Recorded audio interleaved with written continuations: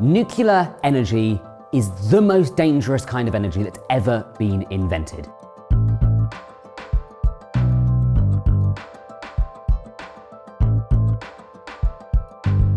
It has killed an unbelievable number of people. And as a result, we have to stop it immediately. How many? How many? How many has it killed? Well, I'll check. 1 second.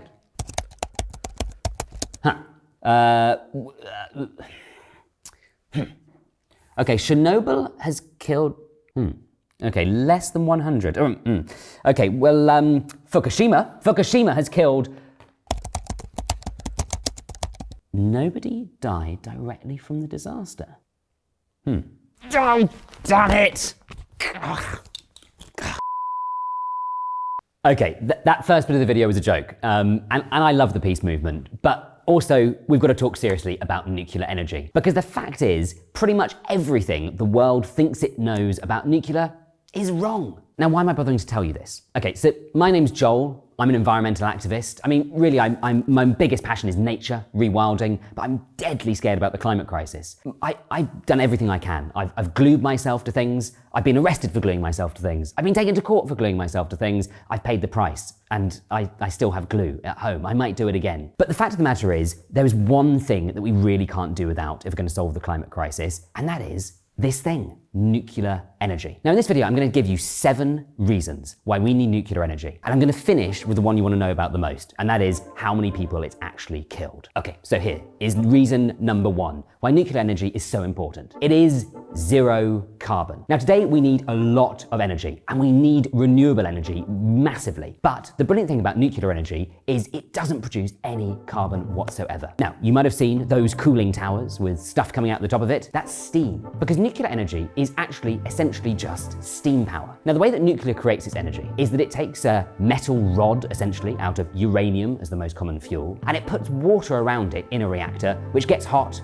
that creates steam, it turns a turbine, and hey presto, you have a huge, huge amount of energy. And so following on from that, reason number 2 is that nuclear energy is amazingly reliable and very long lasting as well. Now with nuclear energy, what you can do is you can have a reliable form of baseload power. Essentially, with nuclear, you can have electricity all the time, as much of it as you want, essentially. But as well as that, if you want it to play another role and be what is called dispatchable power, which is where you can turn it on or turn it off to fill in supply demand, or fill in the gaps left when it's not windy or sunny and renewables stop working, well, nuclear energy can do that too. But this reliability doesn't just go on for a few years, it goes on for generations. Most nuclear power plants today could be lasting up to 80 years, or possibly even longer. So if we build a nuclear power plant today, our grandchildren, or maybe even great-grandchildren, could still be boiling the kettle at home from the energy it creates. Now, reason number 3 is one I'm very passionate about, and really it's the thing that brought me to nuclear energy in the first place, and that is that it's got a tiny, tiny land footprint. Now, all energy requires space. If you look at a field full of solar panels, you realize that actually it does take up some room. And this is one of the most amazing things about nuclear energy, is that it's incredibly energy dense. That basically means you can get a hell of a lot of power, a hell of a lot of electricity out of a very small power plant and a very small amount of material. Now, the numbers are quite mind-blowing actually when you put it to it. So in average, a solar power plant out of solar PV requires around 300 times more land than nuclear power. Wind, if you draw a circle around all of that area covered by wind turbines, can be around 500 times more land.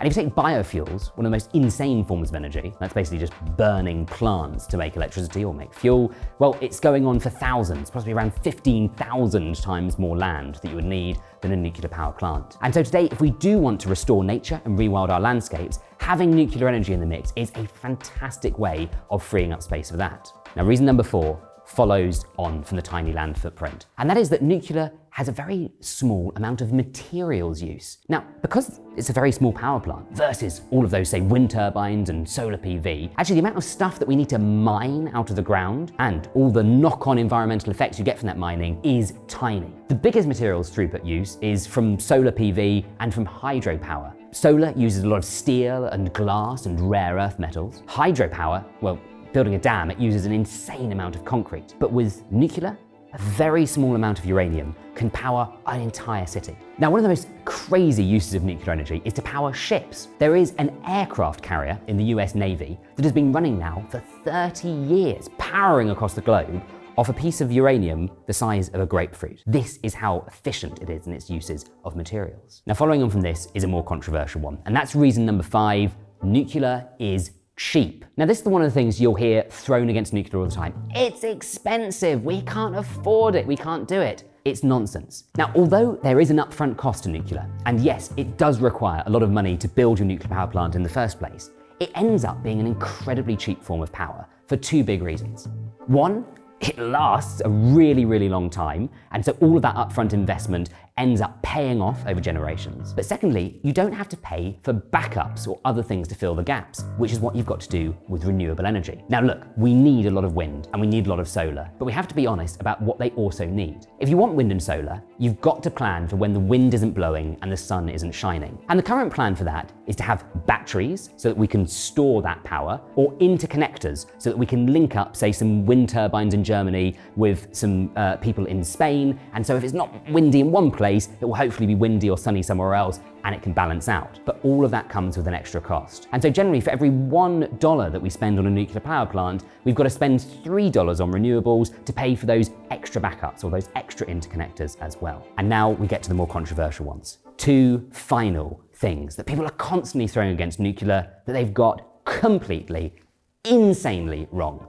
Reason number 6 is that nuclear waste is beautiful. It is the most wonderful form of energy waste. Now, to understand this, firstly, let's think about a car and where its waste streams go. Fossil fuels, i.e. when you put petrol or diesel in your car, put their waste streams straight out into our shared atmosphere. Out the exhaust they go, into our streets, full of our loved ones and children, and they directly cause suffering. The number of air pollution deaths caused per year at the moment is somewhere around 8 to 9 million people caused by fossil fuels. Now compare that to nuclear. When you take the uranium out of a reactor, you can safely store it, completely contain it. And today, whilst the image we've got of nuclear waste is barrels of green gloop hanging around being dumped in rivers, this is just The Simpsons. This is not reality, and we need reality right now. In reality, nuclear waste looks like this. You can hug it, you can stroke it, you can store it. But the reason it's truly beautiful is we shouldn't be using that word waste at all. It's actually spent fuel, which is a technical way of saying inside this stuff that we're calling waste, there is an unbelievable amount of energy still to use. Indeed, of your average nuclear waste,